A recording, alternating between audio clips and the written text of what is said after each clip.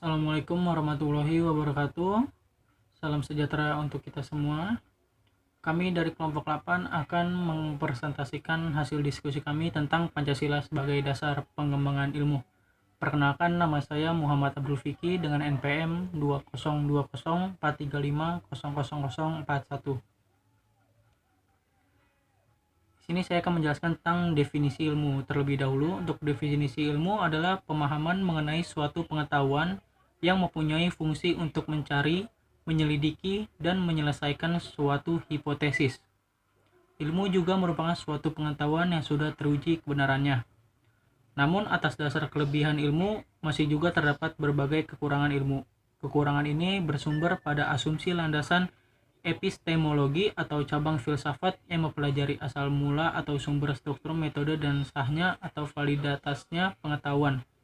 Ilmu yang menyatakan bahwa manusia mampu memperoleh pengetahuan yang bertumpu pada persepsi, ingatan, dan penalaran, berpikir secara rasional dan empiris dengan teori koherensi atau kesesuaian antara suatu pernyataan dengan pernyataan-pernyataan lainnya yang sudah lebih dahulu diketahui atau diterima dan diakui sebagai benar, dan korespondensi atau kesesuaian antara pernyataan tentang sesuatu dengan kenyataan sesuatu itu sendiri.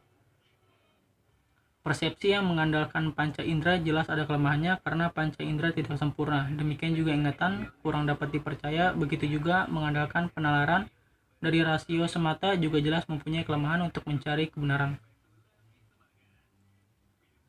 Ilmu pengetahuan mengandung dua aspek, yaitu aspek fenomenal dan aspek struktural. Pertama, aspek fenomenal menunjukkan bahwa ilmu pengetahuan memanifestasikan dalam bentuk masyarakat, proses, dan produk. Masyarakat dalam kehidupan kesehariannya sangat mematuhi kaidah-kaidah ilmiah. Untuk proses, yaitu upaya untuk menggali dan mengembangkan ilmu melalui penelitian, eksperimen, dan sebagainya. Untuk produk, hasil dari sebuah kegiatan berupa teori, ajaran, dan temuan-temuan lainnya. Yang kedua, ada aspek struktural, menunjukkan bahwa ilmu pengetahuan di dalamnya terdapat unsur-unsur sasaran objek, metode, alasan atau motivasi, dan kesatuan sistem. Konsep Pancasila sebagai dasar nilai pengembangan ilmu. Pertama, setiap iptek yang dikembangkan di Indonesia haruslah tidak bertentangan dengan nilai-nilai yang terkandung dalam Pancasila, yang mengandung asumsi bahwa iptek berkembang secara otonom, kemudian dalam perjalanan dilakukan adaptasi dengan nilai Pancasila. Kedua, bahwa setiap iptek yang dikembangkan di Indonesia harus menyertakan nilai-nilai Pancasila sebagai faktor internal pengembangan iptek itu sendiri. Ketiga, bahwa nilai-nilai Pancasila berperan sebagai rambu normatif bagi pengembangan iptek di Indonesia, mampu mengendalikan iptek agar tidak keluar dari cara berpikir dan cara bertindak bangsa Indonesia. Keempat, bahwa setiap pengembangan iptek harus berakar dari budaya dan ideologi bangsa Indonesia. Untuk presentasi selanjutnya akan dilanjutkan oleh rekan saya. Untuk waktu dan tempat saya persilahkan. Nama saya Fikri Ikal dengan NPM 202043500016. Saya akan melanjutkan presentasi dari rekan saya. Pancasila sebagai dasar pengembangan ilmu. Pancasila. 1. Ketuhanan yang Maha Esa. 2. Kemanusiaan yang adil dan beradab. 3. Persatuan Indonesia. 4. Kerakyatan yang dipimpin oleh hikmah kebijaksanaan dalam permusyawaratan perwakilan. 5. Keadilan sosial bagi seluruh rakyat Indonesia. 1. Ketuhanan yang Maha Esa. Nilai yang terdapat pada sila ini adalah nilai ketuhanan, di mana dalam pengembangan ilmu pengetahuan dan teknologi haruslah memikirkan dampaknya. Peran sila pertama sangatlah penting dalam perkembangan ilmu pengetahuan. Dalam nilai ketuhanan tersebut juga berfungsi memberikan arahan kepada para ilmuwan agar dalam mengembangkan ilmu pengetahuan dan teknologi haruslah untuk tujuan kebaikan dan kemajuan bangsa Indonesia. Contoh, ditemukannya teknologi transfer inti sel atau yang lebih dikenal dengan teknologi cloning. Dalam perkembangan teknologi ini, di Indonesia sudah tidak asing lagi dan menuai pro dan kontra. Di Indonesia sendiri, proses cloning juga sudah begitu jelas berkembang dengan pesat. Dalam pandangan agama pun banyak menuai kontra. Umat Indonesia adalah umat beragama. Dan di dalam ajaran agama teknologi cloning adalah haram, dikarenakan hanya Tuhan yang dapat menciptakan makhluk hidup. 2. Kemanusiaan yang adil dan beradab. Dalam sila ini mengandung nilai kemanusiaan, di mana dalam pengembangan ilmu pengetahuan dan teknologi di Indonesia haruslah ditujukan untuk kesejahteraan bangsa Indonesia. Bangsa Indonesia sendiri harus melihat dan memahami nilai Pancasila ini dalam penggunaan iptek harus digunakan dengan bermoral dan tidak merugikan atau berbuat tidak adil dengan suatu iptek itu sendiri. Pengembangan iptek di sini haruslah untuk menaikkan harkat dan martabat bangsa Indonesia. Contoh, perkembangan industri semen di daerah Jawa, bahan baku dari semen sendiri adalah batu kapur dan tanah liat. Dalam memperoleh kedua bahan tersebut harus melewati proses pertambangan yang pastinya akan menggunakan teknologi pertambangan seperti menggunakan alat bor, teknologi stripping, dan sebagainya. Jika tak ada suatu aturan yang mengatur pengambilan batu kapur di daerah hutan jati, maka dengan seenaknya perusahaan setempat ataupun warga setempat akan rela merusak hutan ataupun lingkungan sumber daya tersebut. Maka dengan itu dibuatlah undang-undang yang berpatokan pada Pancasila yang mengatur tentang industri dan pertambangan sehingga dapat mencegah dan mengurangi eksploitasi sumber daya alam di Indonesia. 3. Persatuan Indonesia. Dalam sila ini mengandung nilai persatuan di mana pengembangan ilmu pengetahuan dan teknologi haruslah digunakan untuk mempersatukan bangsa Indonesia, untuk memperkuat rasa nasionalisme dan tidak digunakan untuk memecah belah bangsa Indonesia. Contoh, dengan terciptanya media sosial, kita dapat berhubungan lebih mudah dan menjalin komunikasi dengan keluarga maupun teman yang jauh. Tetapi saat ini banyak terjadi penyalahgunaan media sosial, yaitu berita hoax. Berita hoax tersebut membuat kekacauan bangsa Indonesia dan bisa memecah belah. Untuk itu, jika penggunaan teknologi tidak didasari dengan nilai Pancasila, maka akan terjadi dampak negatif yang dapat merusak dan memecah belah bangsa Indonesia. Terima kasih. Presentasi selanjutnya akan dilanjutkan dengan rekan saya. Saya akan melanjutkan slide sebelumnya. Nama saya Ahmad Nur Hadi, NPM 2020-435-00049. 4. Kerakyatan yang dipimpin oleh hikmah kebijaksanaan dalam permusyawaratan perwakilan. Dalam sila ini mengandung nilai kerakyatan dan demokrasi, di mana dalam pengembangan iptek setiap bangsa Indonesia memiliki kebebasan untuk mempelajari, mengajarkan, dan mengembangkan iptek, tapi dengan syarat bukan iptek yang dapat merugikan bangsa Indonesia.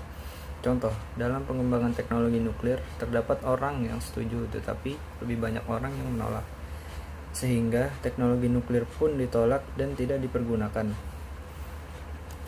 5. Keadilan sosial bagi seluruh rakyat Indonesia. Dalam sila ini, terdapat nilai keadilan. Dalam pengembangan iptek haruslah menciptakan suatu ilmu dan teknologi yang dapat dinikmati oleh seluruh bangsa Indonesia dan dapat meningkatkan taraf hidup dan kualitas. Jika dikaitkan dengan pendidikan, maka teknologi yang dikembangkan haruslah mendukung pendidikan di Indonesia dan harus disebarluaskan merata. Contoh, ditemukannya varietas bibit unggul padi Cilosari dari teknik radiasi. Penemuan ini adalah hasil penelitian anak bangsa. Dengan penemuan itu, diharapkan dapat meningkatkan swasembada pangan di Indonesia, sehingga Indonesia tidak lagi mengimpor beras dari Thailand, dan diharapkan dapat mensejahterakan rakyat Indonesia. Strategi pengembangan iptek dengan Pancasila sebagai dasar nilai. Dalam mempertimbangkan sebuah strategi secara imperatif, kita meletakkan Pancasila sebagai dasar nilai pengembangan ilmu pengetahuan dan teknologi di Indonesia. Pengertian dasar nilai menggambarkan Pancasila suatu sumber orientasi dan arah pengembangan ilmu. Dalam konteks Pancasila sebagai dasar nilai mengandung dimensi ontologis, epistemologis, dan aksiologis. Dimensi ontologis berarti ilmu pengetahuan sebagai upaya manusia untuk mencari kebenaran yang tidak mengenal titik henti atau unfinished journey. sekian presentasi dari saya. Selanjutnya akan dilanjutkan oleh rekan saya. Ya, saya di sini ingin melanjutkan. Saya Dia Subagja dengan nomor NPM 2020435087. Peranan Pancasila dalam pengembangan ilmu dibagi menjadi 3 aspek, yaitu sebagai filtrasi, sebagai tolak ukur, sebagai alat kontrol. Pancasila berperan sebagai filtrasi. Masuknya pengetahuan dan teknologi dari negara lain tentunya mengandung budaya atau nilai asing. Pancasila memfilter dengan 5 silanya, sehingga Indonesia mampu mempertahankan ciri khas atau integritas bangsa tanpa ketinggalan zaman di era globalisasi. Meskipun yang kita pakai seumpama adalah ilmu atau teknologi Barat, tetapi hal tersebut tidak mengubah nilai moral kita menjadi mirip seperti Barat. Kita harus menjaga nilai dan karakter kita sebagai warga negara Indonesia. Sebagai contoh adalah masuknya ilmu teknologi internet. Di Indonesia, seperti yang kita ketahui saat ini, internet dapat diakses oleh siapapun. Bahkan anak kecil pun dapat mengaksesnya dengan mudah. Internet sendiri mengandung berbagai konten baik, konten positif seperti pengetahuan otomotif, DSB. Selain itu, internet mengandung konten negatif tidak sedikit pula seperti pornografi. Di negara barat, pornografi merupakan budaya yang dilegalkan. Sedangkan di Indonesia, pornografi merupakan budaya yang sangat berbahaya dan dapat merusak moral bangsa. Untuk itu, di sini Pancasila berfungsi sebagai penyaring budaya tersebut agar tidak masuk ataupun menguranginya. Peran pemerintah, terutama Kementerian Komunikasi dan Ilmu, yang memblokir konten negatif seperti pornografi di internet. Selanjutnya, Pancasila berperan sebagai tolak ukur. Dalam pengembangan ilmu pengetahuan dan teknologi tidak selalu bernilai positif, namun dapat juga bernilai negatif. Oleh karena itu, Pancasila di sini berperan untuk mengukur baik buruknya pengembangan iptek tersebut.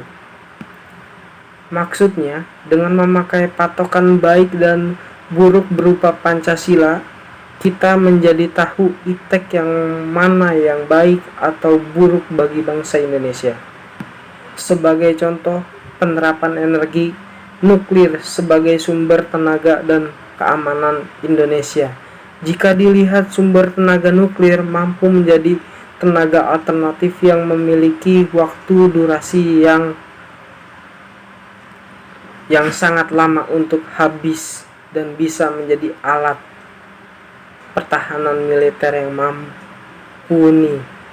Tapi jika dilihat dari sudut geografis, Indonesia merupakan wilayah cincin gunung api yang aktif, Ring of Fire. Pengembangan tenaga nuklir tidak baik untuk dijalankan karena wilayah Indonesia sering terjadi gempa dan letusan gunung yang dapat membuat teknologi nuklir tersebut mengalami malfungsi seperti bocor, meledak, DSB yang bisa menyebabkan dampak yang sangat merusak dan berpotensi memusnahkan peradaban.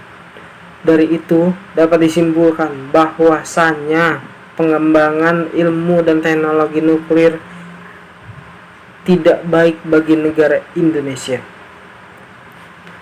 Selanjutnya, Pancasila berperan sebagai alat kontrol.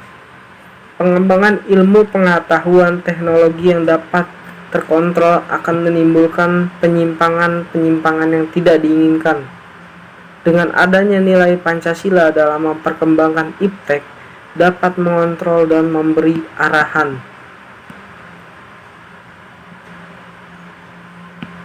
Kemanakah akan berkembang? Sebagai contoh adalah teknologi industrialisasi, pembuatan hormon insulin dari ekstraksi darah babi. Hal tersebut sekilas terlihat sangat menguntungkan bagi industri kimia untuk dikembangkan karena melihat permintaan yang sangat tinggi dan biaya produksi yang sangat murah. Tetapi hal tersebut akan menjadi masalah jika ditetapkan di Indonesia karena bertentangan dengan sila pertama Pancasila. Teknologi tersebut dilarang masuk disebabkan bisa mencederai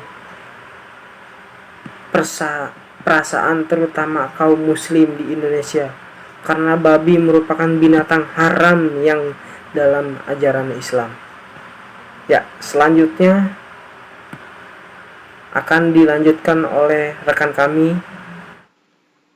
Perkenalkan, nama saya Surya Vesna Roza dengan NPM 2020435000078. Di sini saya akan menyampaikan materi tentang tantangan Pancasila dalam pengembangan ilmu.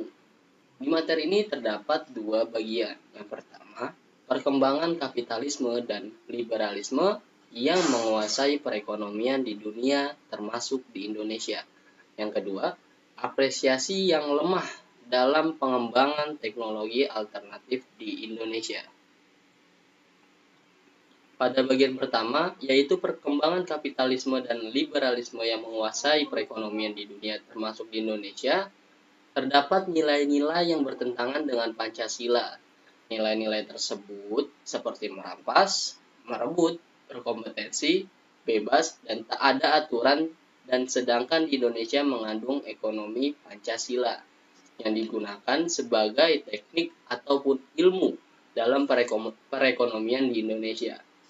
Ekonomi yang di dalamnya terdapat demokrasi, asas kekeluargaan, dan gotong royong dan terdapat pengawasan dari pemerintah. Bangsa Indonesia saat ini cenderung melupakan atau bahkan tidak tahu tentang ekonomi Pancasila. Mereka cenderung menganut kapitalisme.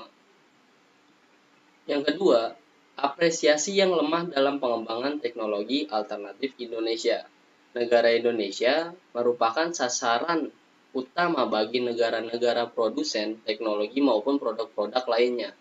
Sebagai contoh, ketika Dahlan Iskan menjadi menteri, beliau sangat mendukung dikembangkannya teknologi mobil listrik. Setelah mobil listrik itu telah dibuat dan diuji, mobil listrik tersebut tidak lolos uji emisi. Padahal, dalam mobil listrik tidak menggunakan knalpot maupun bahan bakar minyak sehingga tidak mungkin terdapat emisi. Jika pemerintah lebih mengapresiasi perkembangan teknologi tersebut, bisa menjadi komoditi utama dalam ekspor dan menjadi jalan alternatif pengganti mobil dengan bahan bakar minyak serta dapat mengurangi polusi. Indonesia pun bisa menjadi negara produsen dan perlahan meninggalkan atribut negara konsumen. Sekian dari saya. Dan sebagai penutup, terima kasih. Wassalamualaikum warahmatullahi wabarakatuh.